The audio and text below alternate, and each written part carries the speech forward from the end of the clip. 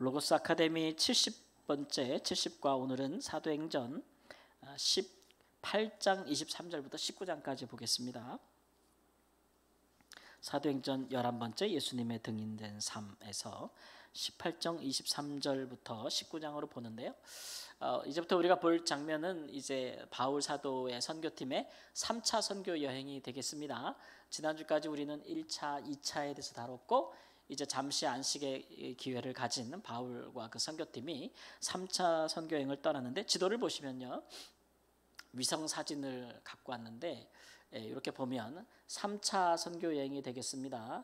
저기 있는 시리아라고 돼 있는 곳 맨 오른쪽에 안디옥에서부터 안식의 기간을 갖고 출발을 해서 쭉 당시의 길리기아 또 갈라디아 지역으로 쭉 가서 1차, 2차 때 복음을 전했던 곳에 가서 제자들과 교회들이 잘 서 있는지 한번 점검을 하고 그 다음에 쭉 가서 어디로 갔느냐 하면은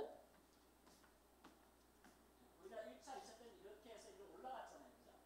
여기 2차 때는 이리로 갔고 근데 여기에서 복음을 전하다가 아시아로 가려다가 못 갔죠. 그죠?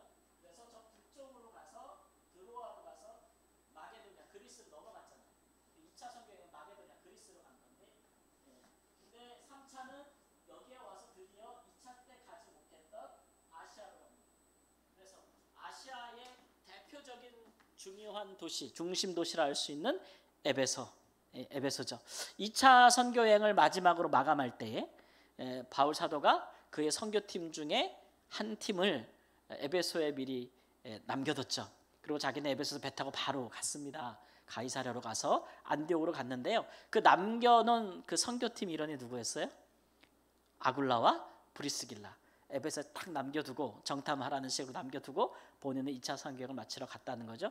그리고 3차 할 때 다시 2차 때 복음을 전했던 곳을 육로로 이동해서 살펴보고 2차 때 길이 막혔던 아시아로 들어가는 것이 3차 선교 여행입니다. 그래서 아시아를 가서 에베소 중심으로 해서 저 지역을 선교를 하고 다시 마게도냐 그리스로 아가야로 다시 넘어가서 2차 선교 여행했던 그리스 지역을 다시 한번 돌아보고 나서 이제 예루살렘으로 가는 거죠. 그리고 거기서 어떻게 돼요? 체포되잖아요. 그죠? 그래서 죄인의 신분으로 로마 황제에게 상소해서 이제 로마로 가는 길. 왜 그런 것? 그래서 예루살렘까지를 우리가 이제 3차 선교 여행이라고 아마 이렇게 볼 수가 있겠습니다. 이 총 기간은 한 3년 정도 돼요. 그 중에서 에베소에서만 머문 기간이 2년 6개월 정도니까 거의 진짜 에베소에서 선교했다고 볼 수 있는 거죠. 그렇게 에베소에서 중요하게 생각한 이유는 아까 우리가 지도상에도 봤지만 그렇게 아시아라는 지역의 중심 도시가 에베소고 거기가 또 무역과 상업의 중심지기도 하고 그러니까 거기에 선교를 해서 교회가 잘 세워지면 그 주변에 복음을 전하는 일들이 굉장히 수월해진다는 것을 알 수가 있어요. 바울의 선교 전략 자체가 그랬잖아요. 어느 지역에 가면 그 큰 지역의 중심 도시에서 선교를 하고 거기서 교회를 세우고 제자들을 양육한 뒤에 그는 다른 도시로 다른 지역의 또 중심 도시로 넘어가고 그러면 그 도시에서 길러진 제자들이 또 그 주변으로 흩어져서 복음을 전하고 교회를 세우게 되는 그런 선교 전략을 갖고 있었기 때문에 바울 사도의 선교의 전략은 도시 선교 전략이라고 할 수가 있습니다. 그래서 오늘은 그 3차 특히 이제 에베소 선교의 중심을 보겠는데요. 먼저 18장 23절 보면 2차 선교 지역을 방문을 하는데 갈라디아와 부르기아를 방문했다. 갈라디아와 부르기아를 방문했다 그랬어요. 2차 때 복음을 쭉 전했던 것이죠. 특별히 우리 갈라디아 그러면 이미 갈라디아는 좀 친숙해요. 그죠? 그래서 갈라디아 지역 그러면 갈라디아서 이렇게 기억이 나죠. 그가 방문했던 이유는 우리가 갈라디아서를 이렇게 살펴보면은 갈라디아의 유대인들로 말미암아 거짓 선생님들이 나중에 들어와 가지고 너희들이 믿음으로 말미암아 구원받는 거 아니다. 그죠? 율법으로 구원을 받는다. 다시 이렇게 교회를 흔들어 놓는 일들이 있었어요. 거짓 교사들이죠. 그래서 바울 사도가 다시 방문해서 내가 너희에게 전한 복음 바울이 전한 복음은 이것은 뭐 내가 그냥 누구한테 이렇게 배운 거 그런 거 아니고 내가 하나님께 직접 계시로 부활하신 예수 그리스도로부터 직접 받은 그런 계시의 복음이고 예수님으로부터 받은 복음이라는 거예요. 그 복음은 율법이 아닌 믿음으로 말미암는 구원이라는 것을 다시 강조하는, 그래서 교회를 다시 시험에 든 교회들을 굳건하게 하기 위해서 갈라디아 지역을 방문하는 것이고, 부르기아 지방은 우리가 그 뭐지 이렇게 얘기할 수 있는데, 그 지역에 있는 교회들 명칭을 들어보면 알 수 있어요. 예를 들면 이제 골로새라든지 혹은 라오디게아, 이런 지역이 바로 부르기아라는 지역에 속해 있는 교회들인데, 재밌는 것은 이 부르기아 지역에는 바울 사도가 가서 선교한 적이 없어요. 골로새 교회를 바울이 간 적이 없어요. 그래서 골로새서를 보면 바울이 내가 너희에게 간 적이 없다고 얘기해요. 그다음에 라오디게아 교회도 우리가 어디서 보나요? 요한계시록에서 볼 수 있잖아요. 바울 사도가 그 지역에 가서 교회를 세웠다는 기록이 없어요. 그러면 누가 한 걸까요? 그 지역에 있는 복음을 들었던 사람들이 흩어져서 이제 복음을 전하는 그런 일들이 있었기 때문에, 바울이 직접 가보지 못한 곳에서는 이렇게 목회 서신을 통해서 그의 제자들을 통한 이야기를 듣고, 교회에 대한 이야기를 듣고 거기에 답변, 목회적으로 답변하는 형식으로 쓰여진 성경을 우리가 갖고 있는 거예요. 그러니까 바울이 이렇게 여러 지역에 자기가 직접 세운 교회나 혹은 이제 제자들이 세운 교회, 그런 교회를 틈만 있으면 돌보는, 특히 이제 선교 여행의 시작에 돌보는 일, 왜냐하면 그쪽으로 거쳐가야 되니까, 어차피 그 지역을 지나니까 말이죠. 거쳐가는 일을 했다는 것을 알 수가 있겠습니다. 그리고 에베소에 왔는데, 에베소에 와서 등장하는 한 사람이 있습니다. 우리가 잘 알다시피 이제 아볼로라는 사람이죠. 아폴로스라는 사람인데, 이 사람이 바울의 선교팀의 일원도 아니고, 이 사람은 진짜 혼자 다니면서 그 전도하는 사람이에요. 전도자라고 할 수 있는데, 이 사람이 성경에 굉장히 능통하고 또 그 언변이 능하다라고 했습니다. 언변이 능하다는 얘기는 이 수사학, 그러니까 말을, 스피치를 굉장히 잘한다는 거니까 설교를 굉장히 잘하고, 그 다음에 논쟁 같은 거, 이렇게 아르규먼트 이런 거를 굉장히 잘하는 사람이란 얘기예요. 그래서 이 사람은 갑자기 등장하는데, 이 젊은 사람이 어떻게 이렇게 잘하는가 생각했는데, 그 사람에 대한 설명을 보니까 그는 알렉산드리아에서 난 유대인이라 그래요. 알렉산드리아가 어디냐? 그러면 이집트 북부에 있는 항구 도시죠. 이집트 북부에 있는 북아프리카. 그러니까 우리가 흔히 말하는 애굽이잖아요. 애굽. 거기에 알렉산더 대왕이 예수님 오시기 전에, 한참 전에 알렉산더 대왕이 거기를 정복하고 나서 자기의 이름을 본따서 알렉산드리아라는 큰 아주 아름다운 도시를 세웠어요. 그리고 거기에는요, 학문과 교육의 중심지로 만들었어요. 그래서 이 알렉산드리아는 정말 유래를 찾아볼 수 없는, 전 세계에서 가장 많은 책을 보유한 도서관이 있었어요. 그래서 각 나라의 모든 전문 서적들이, 연구들이 다 일로 모였어요. 그래서 거기에는 학자들이 굉장히 많고 공부하는 사람들이 많고, 오늘날에도 우리가 보면 뭐 전 세계적으로 정말 교육의 도시다라고 할 만한 나라와 도시들 있잖아요. 정말 교육의 도시다, 학문의 도시다라고 할 수 있는 나라가 있다면, 도시가 있다면 당시에는 알렉산드리아라고 할 수가 있습니다.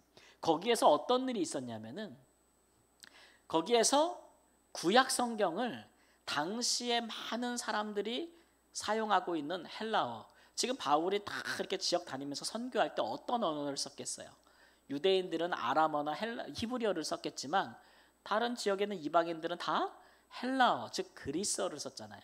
알렉산더 대왕이 유럽을 다 점령했으니까. 그 이후에 망하고 로마가 지배했지만, 로마는 라틴어를 쓰잖아요. 근데 이미 수백 년 동안 다 헬라어, 그리스어를 썼기 때문에 그 지역의 사람들은 다 그리스어를 쓰고 있어요. 옛날에 영국이 지배한 나라들은 다 뭘 써요? 영어를 쓰듯이.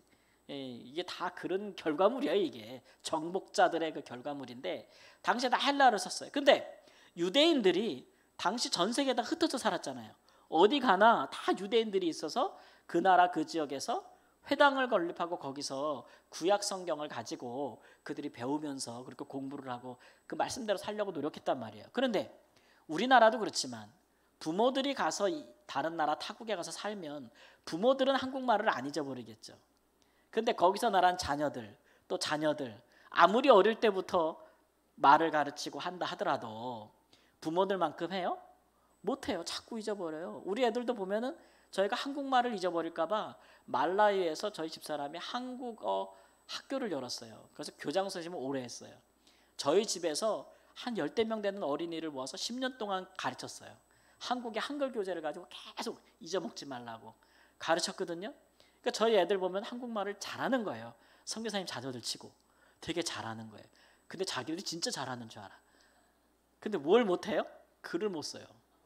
글 쓰라 그러면은 이게 초등학교 수준인지, 그리고 뭐 한자 같은 거 나오면 뜻을 잘 몰라요. 주워 듣는 건 알아도 잘 모르니까 제가 이제 한국 대학 가지, 한국 대학 가면 엄마 아빠 편한데, 근데 애들이 싫대요. 겁나는 거예요. 두려워. 한국에 가서 한국말로 대학 공부할 자신이 없는 거죠. 고등학교도 한국에서 자란 고등학교들도 힘든데 못하겠다고 막 뻗대고 그러는 거거든요. 그러니까 쉽지 않아요. 근데 그게 또 한 세대 더 흘러가 보세요. 또 한 세대 더 흘러가고 2세대, 3세대, 지금 미국에서 뭐 2세대, 3세대 이렇게 한국의 아이들 보면은 한국말 거의 못합니다. 그러니까 그 부모들이 걱정이 되겠죠. 그래가지고 이 알렉산드리아에 있는 유대인들이 뭐를 했냐면은 각 12지파의 장로들이, 학자들이 모여가지고 구약 성경 히브리어로 된 것을 헬라어로 번역을 했어요. 70명이 모여서 했다 그래서 70인역이라 그래요. 이제 우리가 영어로는 LXX라 그러는데 70인역이라 그래요. 그러니까 예수님도 그 LXX를 갖고 있었던 거예요.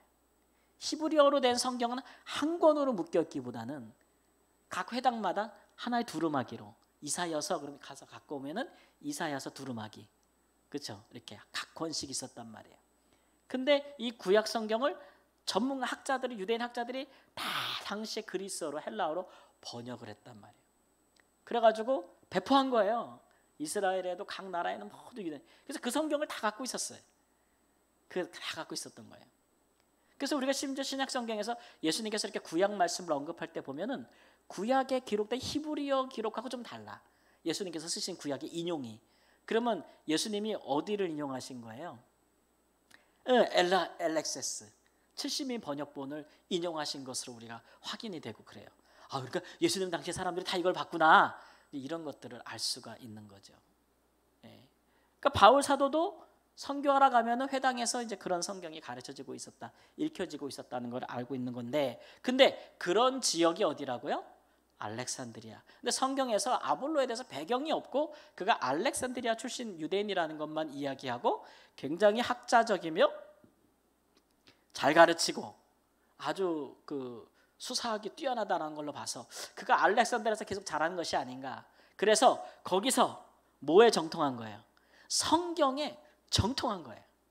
특히 구약 성경에 정통한 이 사람이 구약 성경을 쫙 보면서 깨달은 게 하나가 있는데 18장 28절 보니까 이는 성경으로서 예수는 그리스도라고 증언하여 공중 앞에서 힘이 있게 유대인의 말을 이기미러라 그랬어요.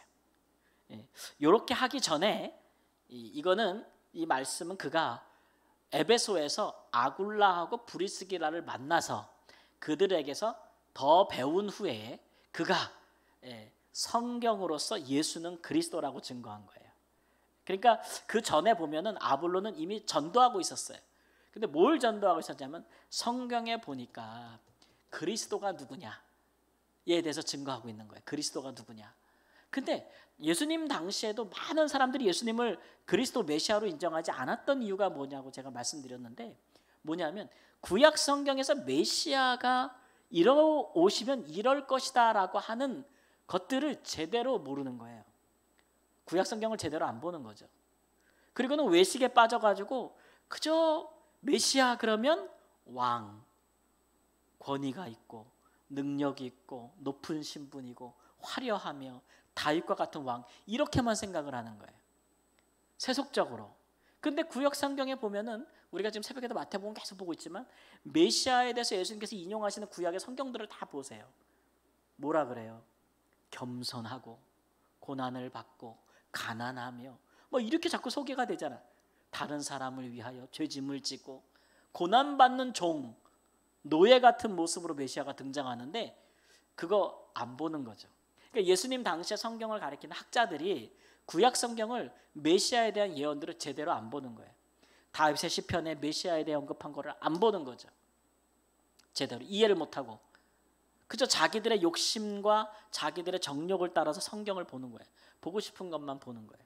그러다 보니까 예수님이 왔을 때 그의 외모를 보고 그의 모습을 보고 그의 아무리 그가 말씀이 뛰어나고 아무리 성령의 능력을 행해도 메시아가 아니라고 보는 거예요. 근데 아볼로는 구약 성경을 연구하면서 메시아가 우리가 생각하기처럼 그렇게 세상적으로 높은 사람이 모습으로 오시지 않는다. 굉장히 가난하고 고난받는 자의 모습으로 오신다는 것을 알았던 거죠. 예, 알았던 거예요. 그래서 그는 누구를 따랐냐 하면 세례 요한. 세례 요한이 뭐라고 그랬겠어요? 회개의 세례를 전파하면서 나보다 내 뒤에 오시는 분이 더 능력이 많다. 그러면서 그는 뭐라 그래요? 세상을 죄를 지고 가는 어린 양이라고 이야기를 하잖아요. 그래서 그런 말씀에 대한 일치를 보았기 때문에 이 사람은 성경적인 메시아관을 잘 알고 있는 사람이에요. 예. 그러니까 이게 가능하구나 이런 생각이 드는 거죠. 구약에 있는 성경을 제대로만 이해해도 예수님이 오셨을 때 그를 메시아로 볼 수 있었겠다. 다만 아볼로는 세례 요한에 대해서 가르침에 대해서 충실했을 뿐, 잘 알았을 뿐. 그러나 누구는 못 본 거예요. 예수님에 대해서는 그가 들은 바가 없고 보질 못했기 때문에 이제 아굴라와 브리스길라를 통해서 그걸 배운 거예요. 그런데 아굴라와 브리스길라에게 예수 그리스도에 대해서 상세하게 가르쳐준 분은 누구겠어요? 바울 사도일 가능성이 높죠, 그렇죠? 같이 업을 같이 선교팀의 일원이었으니까. 그래서 그것을 안 뒤로 이제 아볼로는 예수가 바로 그리스도라는 것을 가르치기 시작해요. 왜냐하면 자기가 구약 성경에서 보았던 메시아의 모습과 이제 그가 지금 새겨들은 예수님의 실제 생애와 사역과 모습을 볼 때 이게 딱 뭐예요? 일치하는 거예요. 일치하는 거예요. 그걸 발견한 거예요. 그래서 다니면서 유대인들에게 그것에 대해서 설득력 있게 성경을 가지고 싸워서 그 논쟁에서 이기면서 굴복시켰다는 거예요. 그러니까 이 사람은 좀 대단한 사람이죠. 예. 그래서 이런 사람이 에베소에 있다가 그 사람이 에베소에서 복음을 전하고 이제 바다 건너서 아가야 그리스 지역으로 넘어갈 때에 에베소에 있는 교회의 제자들이 편지를 써줬다는 거예요. 아가야에 있는 교회들에게 이 사람 영접하고 이 사람 잘 도와주라고, 이 사람이 교회에 아주 큰 유익이 있을 거라고. 그래서 이 사람은 또 아가야로 넘어갑니다. 예, 마게도냐로 넘어가는 거죠.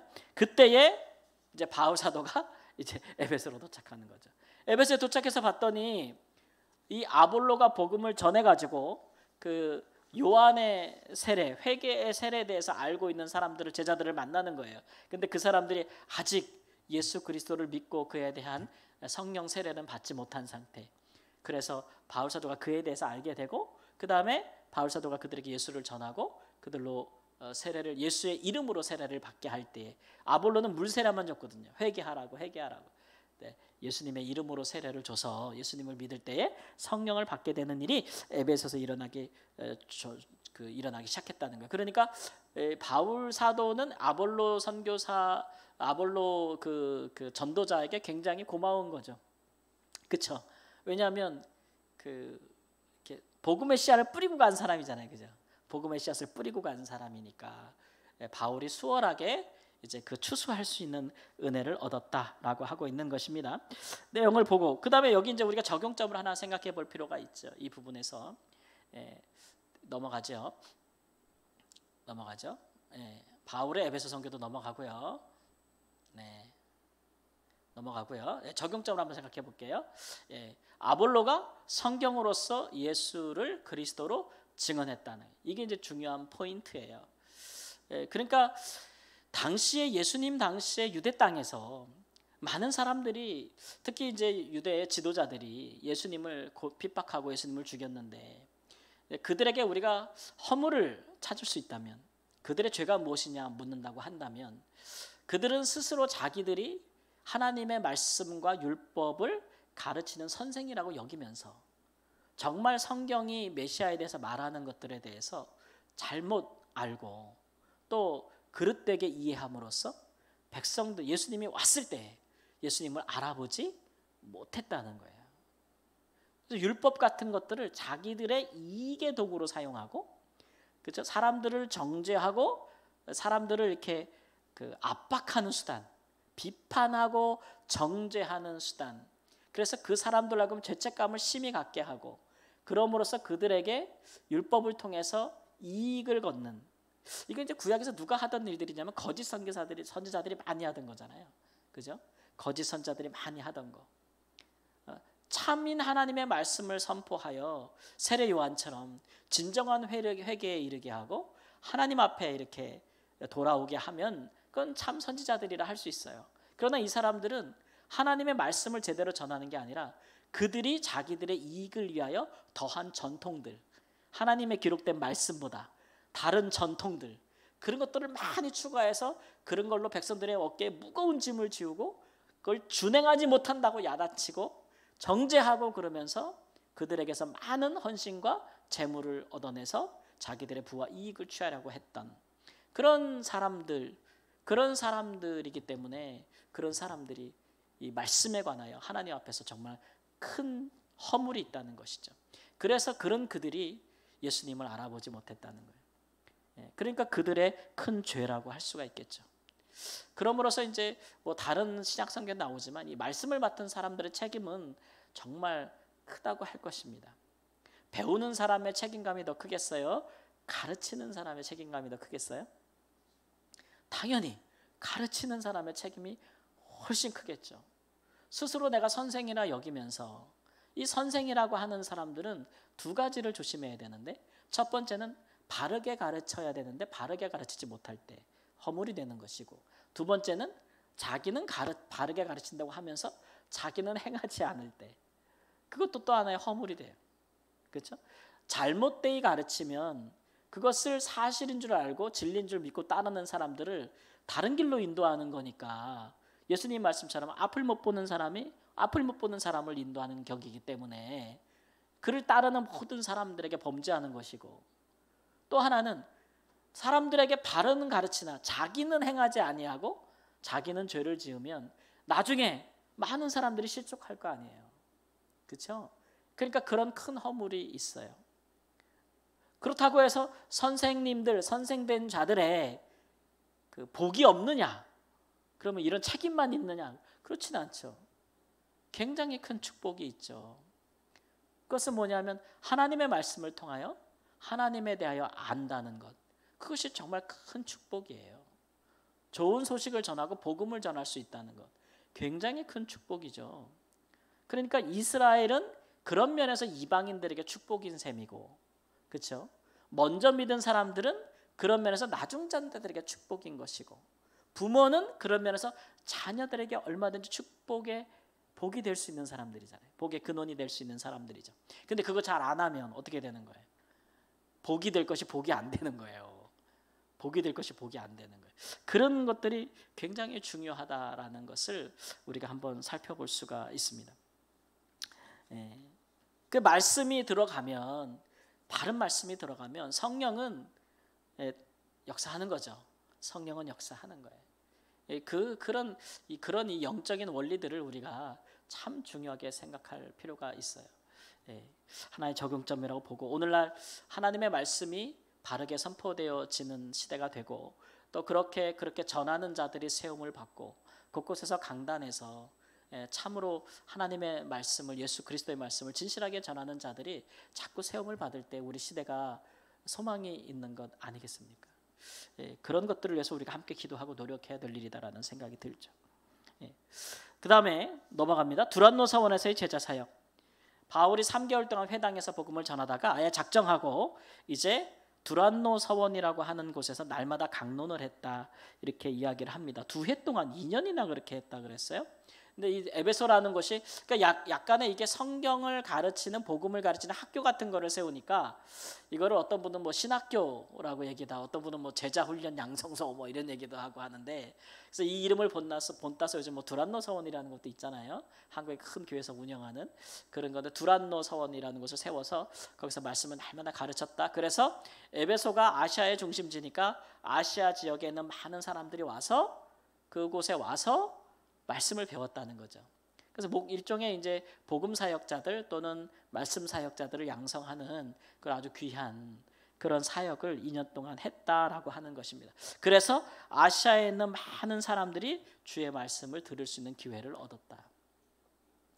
이게 오늘날로 말하면 약간 신학교 같은 개념이라고 볼 수도 있고, 그런데 이렇게 학교적인 개념, 커리큘럼을 갖고 성경을 예수 그리스도의 말씀을 가르치는 이 과정을 통해서 복음이 굉장히 많은 곳에 확산이 됐다라고 하고 있는 것입니다. 그래서 이와 같이 주의 말씀이 힘이 있어 흥왕하여 세력을 얻으니라. 흥왕하여 세력을 얻다라는 다른 말은 주의 말씀이 계속 퍼져나갔다는 거예요. 지역으로. 그것을 의미하고 있습니다. 말씀이 왕성하다, 말씀이 흥왕한다 이런 얘기는 더 많은 사람들이 하나님의 말씀을 듣고 배워서 그 말씀대로 산다는 거예요. 하나님의 말씀대로 살아간다는 거예요. 그것이 이제 말씀이 통치한다는 거죠. 여러분, 권력자들은 권력이 있는 사람은 무엇으로 통치합니까? 법대로 통치하잖아요. 근데 그 사람의 권력은 어디에서 나오는 겁니까? 그 사람의 말에서 나오는 거죠. 우리나라 대통령이 통치할 때 뭘로 합니까? 말로 하잖아요. 권력자의 말은 힘이 있는 거예요. 그렇죠?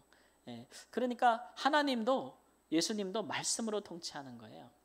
그러니까 우리가 하나님 나라의 백성이다 이런 얘기는 우리가 예수님을 주로 섬긴다. 예수님의 말씀을 권위 있는 것으로 받아서 그 말씀을 이행한다, 실천한다. 그럴 때 우리를 하나님의 백성이라 그러는 거예요. 그렇게 그런 사람들이 모여 있는 곳을 하나님 나라라 그러는 거예요. 왜냐하면 하나님의 말씀이 다스리는 나라니까. 그런 일들이 말씀이 왕성하게 흥왕한다라고 하는 뜻이죠. 그래서 이 에베소에서 어떤 일들이 일어나냐면 거기에는 이 에베소 지역에서 마술을 행하는 사람들이 많았대요. 근데 이 마술과 이제 복음을 전하는 바울 사도의 이 복음 전하는 말씀 사이에 충돌하는 것입니다. 왜 충돌하느냐 그러면 세계관이 달라요. 세계관이. 그러니까 점을 치고 미신에 속고 그 우상을 섬기고 접신을 하고 이런 세계관과 그렇죠? 하나님의 말씀을 따라 사는 세계관은 근본적으로 다르죠. 여러분 뭐 접신과 미신, 점치고 이런데 거기에 무슨 윤리가 있고 도덕이 있습니까? 뭐를 해야 된다는 왜 해야 된다는 게 있습니까? 전혀 그런 게 없잖아요. 그런데 바울 사도가 전하는 복음은 얼마나 체계적입니까? 얼마나 체계적이에요. 하나님의 뜻을 따라 사는 삶이라는 것이 말씀을 따라 사는 사람의 구약부터 신약에 이르는 예수 그리스도의 말씀까지 얼마나 도덕적이고 도덕과 윤리로도 담을 수 없는 그 이상의 정말 굉장히 수준 높은 그런 삶의 원리들을 가르치고 있잖아요. 복음은. 그러니까 이 두 개가 충돌할 수밖에 없는 거예요. 충돌할 수밖에 없는 거죠. 그래서 이제 문제가 충돌하면 문제가 생기죠. 우리가 지진 난다 그럴 때 이 땅의 지각과 이 땅의 지각이 어떻게 되는 거예요? 충돌하면서 엇비껴 나가면서 지진이 일어나는 거잖아요. 복음이 전파되는 곳에 반드시 충돌은 일어난다. 우리 개인에게도. 그래서 성경과 하나님의 말씀에 맞지 않는 문화, 사고, 세계관, 가치관 이런 것들이 복음과 딱 부딪혀서 충돌이 자꾸 일어난다는 거죠. 그런 충돌이 문제를 발생시켜요. 그런 것들을 우리가 이제 영적인 싸움이라 그러죠. 영적인 전쟁이라고 하고 그런 것들의 승리를 해야 하나님의 말씀이 다스리는 겁니다. 근데 우리가 신앙생활이라는 것이 하나의 의식화가 되면 그러니까 하나님의 말씀이 내 안에 들어와서 내 생각과 내 뜻을 영향을 줘서 내 인생관을 바꾸고 내 삶을 바꿔나가는 그런 변화가 아니라 그냥 하나의 의식이 되는 거예요. 그냥 종교가 되는 거죠. 그냥 와서 예배드리고 이거 하나의 의식이에요. 찬송하고 뭐 하고. 의식으로 돼버리면 거기에는 이런 충돌이 하나도 없어요. 그러니까 오래 교회 다녔는데 오래 교회 다녀서 직분도 받고 안수집사도 되고 관사도 되고 장로도 됐는데 그리스도인다운 생각과 세계관, 가치관이 하나도 없는 거예요. 하나도 없는 거예요. 그런 일이 가능하겠어요? 가능해요. 그런 일이 가능하죠. 그게 이제 우리가 두려워할 일이라는 겁니다. 그렇지만 하나님이 기뻐하시는 말씀이 선포되어지면은 거기에는 갈등이 일어나고 거기는 충돌이 일어난다는 거예요. 그건 예수님께서 하신 말씀이잖아요. 불화하는 일들도 있어요. 심지어는. 그러나 그것은 우리가 넘고 승리해야 되는 일들이지 피할 일들이 아닌 거예요. 그래서 제가 보니까 이 말씀을 따라 사는 사람들은 세 가지 정도의 충돌을 늘 겪게 되는데 영적인 전쟁 상태에 놓이는 거예요. 그 하나가 뭐냐면 누구와 충돌하냐면 일단 마귀와 충돌을 해요. 우리의 모든 삶의 배후가 되는 마귀와 충돌을 합니다. 마귀와 싸워 이기려면 방법은 뭐밖에 없어요? 성령밖에 없어요. 성령, 그죠? 성령의 능력밖에 없어요. 그래서 말씀을 전하고 말씀대로 사는 사람들은 반드시 기도해야 돼요. 영적인 그 존재들과 싸우려면, 마귀 사탄에게 빌미를 주지 않으려면 항상 기도해야 돼요. 성령을 구하는 기도를 반드시 해야지 영적으로 이기지. 마귀는 지식 갖고 이길 수 있는 것도 아니고, 그렇죠? 아니 뭐 눈에 보여서 뭐 씨름할 수 있는 것도 아니잖아요. 예? 오늘 이제 에베소에서도 그런 충돌이 일어나는데 악령, 악귀들과 싸우잖아요. 그런 영적인 싸움이 있어요. 두 번째로 뭐랑 싸우게 되냐면은 우리 인생에 마귀나 죄로 말미암아 발생하게 된 모든 약한 것과 싸워요. 모든 약한 것. 그러니까 죄로 말미암아 계속 그 죄를 계속 반복하고 그 뿌리 뽑지 못하는 쓴뿌리 같은 그 죄된 생활들 있잖아요. 옛 생활들. 내가 하든 내 가족이 하든 계속 반복되는 그런 고통스러운 나쁜 삶들, 행위들, 그런 결과들과 싸울 수밖에 없는 거죠. 하나님의 말씀을 소유하고 말씀대로 살겠다고 하는 사람은 하나님의 말씀에서 벗어나려고 하지 않죠. 그렇죠?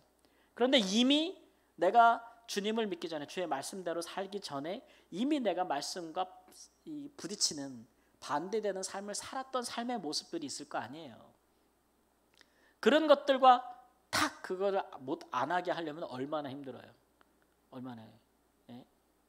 우리 집안도 그놈의, 요번에 저희 장모님 며칠 왔다 하셨는데 장모님도 그놈의 술 그러더라. 왜 그랬겠어? 평생 술 먹는 사람들 때문에 너무 고통을 많이 당했어. 그냥 뭐 가끔 한두 잔 마시는 정도가 아닌 거지. 그렇죠? 우리 옛날에 아버지들 어땠어요? 막 그냥 술 먹으면 그냥 술 먹고 끝나는 게 아니잖아요. 그냥 나 두들겨 패고 막 그냥 마누라 패고 자식 패고 막 그런 거 아니에요. 예수 믿고 나면 그거 끊어져 안 끊어져요? 다 끊어져야 되는 거예요. 끊으려면 충돌이 생겨요 안 생겨요? 생길 수밖에 없죠. 네, 생길 수밖에 없죠. 온갖 좋지 않은 거, 음란함, 도박, 술, 이런 나쁜 것들, 험담, 비방, 별거 다 거짓말, 이런 거랑 다 싸워야 돼. 이런 것과 싸워야 되니까 그 보통 싸움 아니거든요. 이미 우리의 삶에 뿌리 깊게 자리 잡은 것과 싸우는 것, 그걸 우리 가정에서 파내는 거, 그런 거를 누군가로부터 자녀를 지키는 거, 이거 다 싸움인 거예요. 쉽지 않습니다. 근데 그런 영적 충돌이 반드시 있어요. 신앙생활 하면. 그 다음에 마지막으로 또 우리가 이 삼중 싸움을 한다고 저는 보는데, 이게 악한 사람들이요. 악한 사람들이 꼭 있어요. 악한 사람들.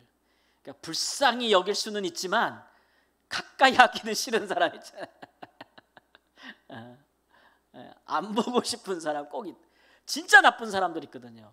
그냥 보면은 어쩌다 실수 잘못한 게 아니고 정말 악을 일삼는 사람들이 있어요. 악인들. 있어요 없어요? 있죠. 그런 사람들하고 싸울 수밖에 없죠. 그런 사람들과 한번 얽히면, 제가 좋게 생각해서 하나님이 저 사람을 통해 나를 연단한다고 생각은 하지만 정말 고통스럽거든요. 그렇죠? 그것과도 하나의 또 싸움이 벌어지게 되는 거예요. 이런 영적인 싸움들이 벌어지기 때문에 그런 일들에 우리가 승리하려면 방법은 두 가지밖에 없어요. 영은 영으로, 그죠? 말씀으로 우리가 부딪혀 나가고 승리하면 우리가 능히 이길 줄 믿습니다. 능히 이길 줄 믿어요. 그런 노력들을 우리가 해야 되는데, 그거 안 하면 우리 삶의 진정한 변화는 일어나지 않습니다. 그런 갈등이 생겨서 자꾸 회피해요. 뒤로 밀어야, 처리 안 해요. 자꾸 그러다 버리면 그게 나중에 큰 문제가 되죠. 언젠가는 터지게 돼 있으니까. 그러니까 가끔 우리가 이제 몸에 이렇게 상처가 나서 그래서 골마 터지고 그러면은 고름 같은 거는 어떻게 해야 돼요? 납둬야 돼요. 이렇게 째서 터쳐야 돼요. 몸 안에서 뭐가 막 썩어. 그럼 어떻게 해야 돼요? 째서 꺼내야지. 수술해야 되잖아요. 그런 일이 우리의 삶에서 벌어질 수 있어요. 그거 해야지. 가만두면 어떡하겠어요? 나중에는 더 어려워지죠, 그죠? 그래서 그런 부분들이 우리에게 요구되어질 때, 우리의 삶에 큰 수술이 요구되어질 때, 우리가 정말 강한 군사처럼 서야지. 강한 군사처럼 서야지. 막 싸울 때 있잖아요. 막 다 같이 지금 전쟁 나가지고 막 싸워야 되는데, 그럴 때 그냥 무서워가지고 꽁무니 빼고 도망가고 그러면은 안 되죠. 그래서 그런 면에서 우리를 영적인 군사라고 말씀하고 있는 것입니다. 적용해 볼까요? 영적 싸움과 전쟁. 고린도후서 10장 4절 5절 말씀 보면 모든 이론을 무너뜨리며 하나님 아는 것을 대적하여 높아진 것을 다 무너뜨리고 모든 생각을 사로잡아 그리스도께 복종하게 한다. 모든 삶을 살아가는 이것이 옳다고 말하는 사람들의 모든 이론들, 또 하나님을 대적하여 높아진 모든 것들, 영적인 것, 사람, 생각들, 또 생각, 사상들, 하나님의 말씀에 전혀 다른 그런 사상들과 싸워서 누구에게 복종시켜요? 그리스도에게 복종시키게 하는 그것들 우리가 싸워야 될 영적인 전쟁이에요. 그것을 복음으로 사는 사람들, 하나님의 말씀이 흥왕하게 되려면 그런 싸움은 반드시 싸워야 합니다. 그러니까 제가 이제 목회자로서 우리 교회를 볼 때도, 제 자신이나 우리 교회를 볼 때도 이런 생각을 할 거 아니에요. 교회적으로 볼 때 교회가 하나님의 말씀에서 어긋난 잘못된 것들이 자리를 잡고 있거나 그런 것들이 할 때 그런 것들을 고치고 수술해야겠다는 생각을 할 수 있을 거 아니에요. 그렇죠? 그런 것들 아플까요? 안 아플까요? 아프겠죠. 아프겠죠. 자, 그다음에 바울 사도의 이제 후반기 3차 선교여행, 후반기 선교 계획. 이제 에베소에서의 선교를 다 마치고 그는 2년간의 기록을 다 보내고 3년 정도 했다고 했으니까 나머지는 이제 2차 때 복음을 전했던 마게도냐 지역, 저 북쪽 그리스, 그다음에 남쪽의 아가야 지역을 거쳐서 이제 예루살렘에 갔다가 선교 보고하고 그다음에 내가 로마도 봐야겠다라는 생각을 하게 됩니다. 그래서 이제 디모데와 에라스도를 먼저 마게도냐로 보내죠. 자기가 에베소에 있을 때. 그러고 나서 이제 로마로 가야겠다라는 생각을 갖고 있는 것입니다. 그럴 때에 이제 거기서 사건이 하나가 발생해요. 그것이 뭐냐면 더메드리오와 직공들의 소요다. 바울이 2년 넘게 계속 두란노스에서 복음을 전하면서 얼마나 많은 걸 가르쳤겠어요. 그 중에 하나가 뭐냐면은 19장 26절에 나와 있어요. 사람의 손으로 만든 것은 신이 아니다. 이거 하나님의 말씀이죠. 사람의 손으로 만든 건 신이에요, 아니에요? 아니죠. 그거 뭐예요? 우상이잖아요. 그걸 가르쳤어요. 근데 왜 이 말씀을 힘주어 가르쳤을까? 보면은 이 에베소에는 아주 유명한 신전이 있었어요. 한번 그림 하나 넘겨볼까요? 넘겨주세요. 하나 더. 이건데 이거 저 옆에 오른쪽에 보이는 게 여러분 오른쪽에 보이는 게 신전이에요. 이 신전이 저렇게 높은 곳에 저렇게 큰 신전이 있습니다. 이제 그리스 가신 분들은 그 언덕에 아크로폴리스라는 언덕에 저런 큰 신전이 있는 것을 아실 텐데 에베소에도 저렇게 큰 신전이 있었는데 저기에 이제 성경에는 아데미 신전이라고 나와 있는데 당시의 말로는 아르테미스라는 곳이죠. 그래서 그리스 신화에 나오는 달의 신이기도 하며 사냥의 신이기도 하고 다산과 풍요를 나타내는 신이에요. 그래서 그 아데미라는 신을 옆에 보면 그 조각이 저래요. 조각이 저런데 특이하죠. 어떤 게 특이해 보여요? 가슴이 되게 특이해 보이죠. 그죠? 되게 많아. 이게 뭘 상징하는 걸까? 풍요로움과 다산을 상징하는 거예요. 다산은 저런 신을 섬겼어요. 그래서 에베소에서 아주 그 유망한 이 아시아 진척 그 모든 지역에 이 신전이 굉장히 유명해가지고 사람들이 막 이 신전에 왔을 거 아니에요. 그러다 보니까 이 아시아 전 지역에 어떤 비즈니스가 유행을 했을까요? 아주 핫 비즈니스. 저거 조각하고 파는 거. 저거 집에도 모시고 또 갖고 다니기도 하고. 그죠? 지역마다 저 아데미 신상을 갖고 있는 거. 그거 비즈니스. 저걸 또 돌로 만들기도 하고 또 뭘로 만들까요? 은으로 만들기도 하고 동으로 만들기도 하고 여러 가지 재료를 통해 만들었을 거 아니에요. 그중에서 은으로 이것을 만들어서 파는 그 비즈니스 조합이 있었는데 그 진입의 대표라고 할 수 있는 더메드리오가 이제 바울을 죽이려고 이제 쉽게 말하면 소요 사태를 일으킵니다. 왜 소요 사태를 일으켰냐면 얘 때문에 바울 때문에 굶어 죽겠는 거예요.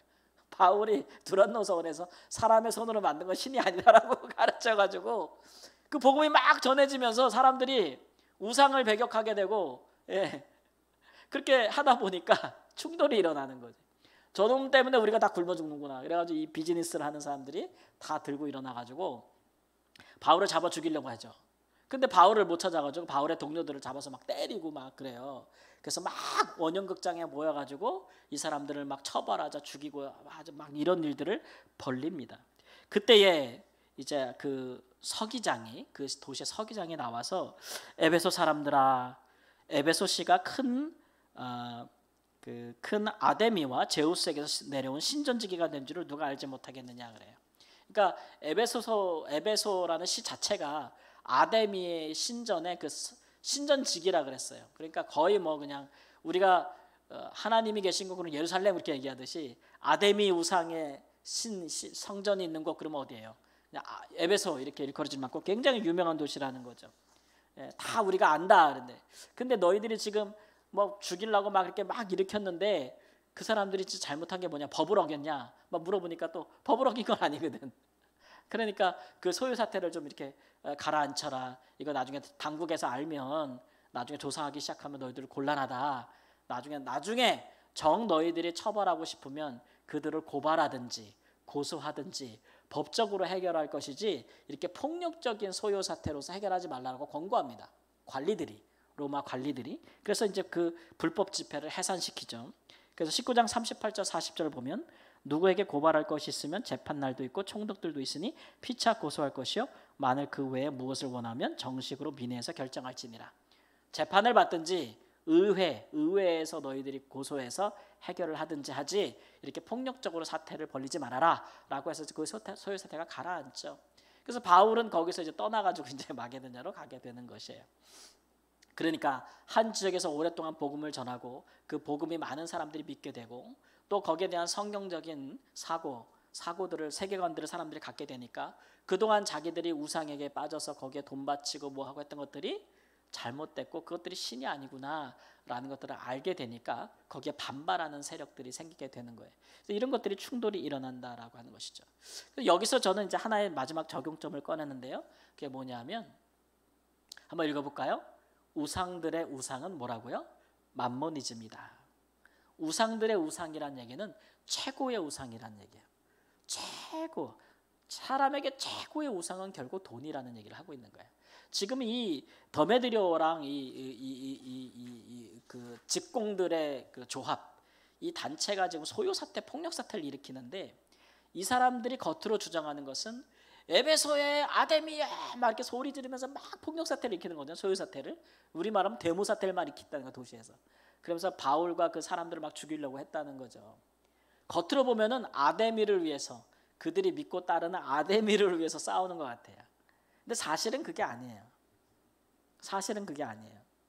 아데미라는 그 신전과 그 우상을 제작함으로써 자기들이 뭐를 벌어요?